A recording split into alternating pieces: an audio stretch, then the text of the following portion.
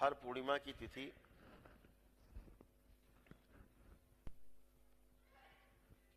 में कोई न कोई त्योहार, कोई व्रत आदि का विधान जरूर होता है। शुक्ल पक्ष का अंतिम दिन होता है पूर्णिमा, और कृष्ण पक्ष का जो अंतिम दिन है वो अमावस्या मानी जाती है।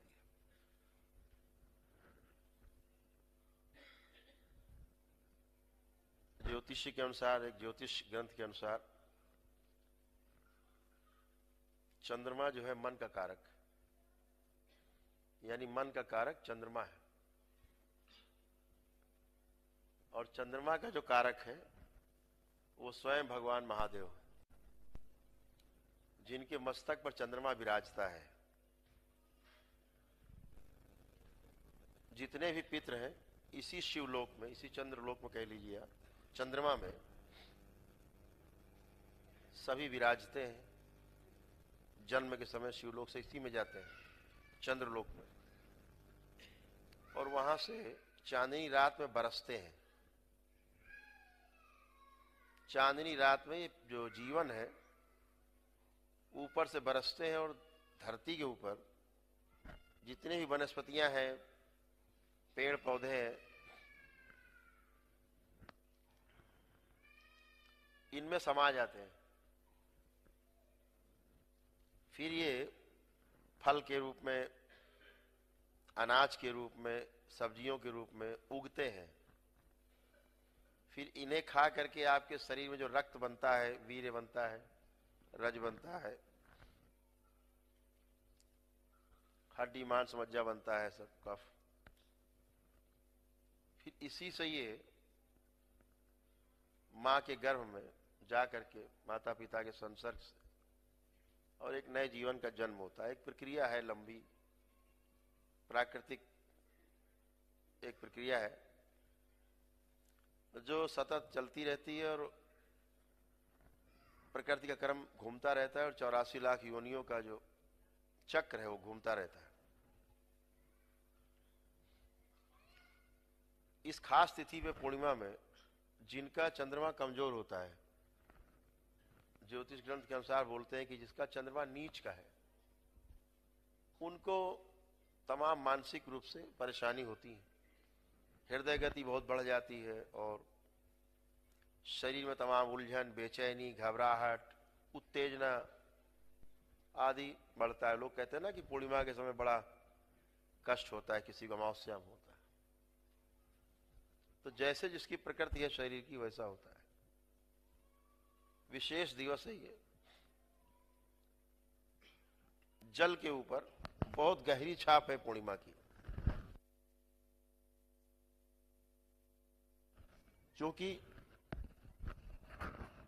चंद्रमा मन का कारक है, और जल के ऊपर इसका सबसे ज्यादा प्रभाव है। और शरीर में चूंकि सबसे अधिक जल ही है, 80-85% जल माना गया है शरीर में, इसीलिए चंद्रमा का सबसे ज्यादा प्रभाव शरीर में पड़ता है।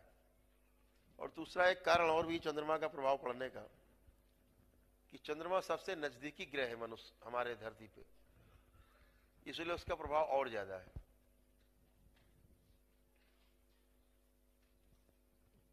जब धरती अपने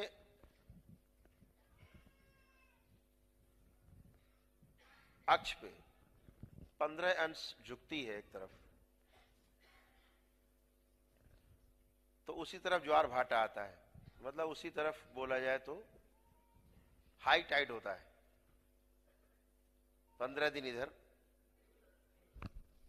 और जब धरती उधर झुकती है दूसरी तरफ, तो उधर पानी ज्यादा हो जाता है, तो हाई टाइड बोलते हैं, पानी ज्यादा आता है। धीरे धीरे 15 दिन बाद एक तरफ झुकती है, तो पानी इस तरफ ज्यादा हो जाता है।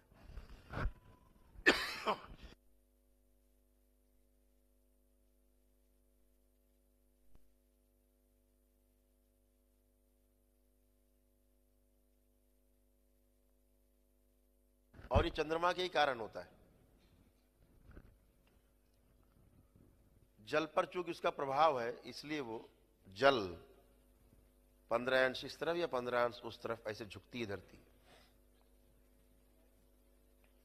चंद्रमा के घटने बढ़ने के कारण ये जल भी इधर उधर होता रहता है। ऐसे ही मनुष्य के शरीर में चंद्रमा का बहुत बड़ा प्रभाव है।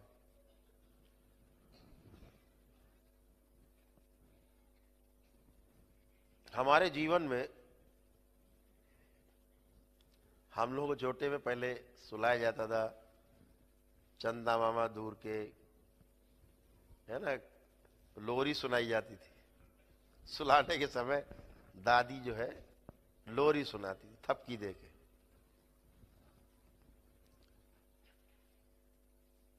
मामा का रिश्ता कायम किया गया, चंदा मामा, इतना सुंदर रिश्ता, बड़ा खतरनाक रिश्ता भी है मामा का। तो चंद्रमा मामा भी है, इसका भी ध्यान रखा जाए। इसका जो सदुपयोग करते हैं विधि के अनुसार, जब दरबार कहता है ना कि आपके पांचों तत्व संतुलित कर दिए जाए, उसमें जल भी है। जैसे आज आपके अभी ये पंच महाभूत पांचों संतुलित होंगे, तो पूर्णिमा का प्रभाव सामान्य जैसे व्यक्ति पे रहता वैसे रहेगा।